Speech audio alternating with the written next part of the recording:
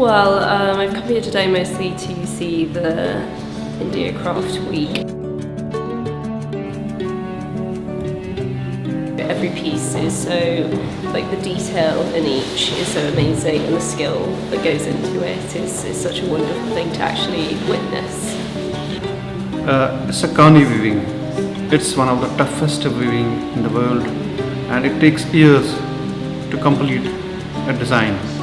We are in this craft since more than 600 years. You can even see it done here on hand. The makers are here to show you. So it's really great. I'm grown up in a family where stories have played a very important role. Some particular sari which my mother has worn over the years has a story behind it. We come from a culture where things are passed on from grandparents to parents to children. When I see these craft forms, I get into that nostalgia of childhood. Every time I see an art form, I feel like I'm still a child. I still feel like my soul is craving for that stories which are almost like fairy tales.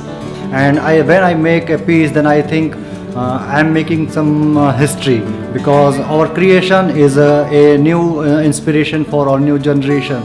Get excited if someone wears my shawl, my work, my art.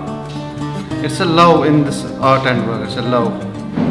We are weaving the love. We are weaving with the heart, with the core of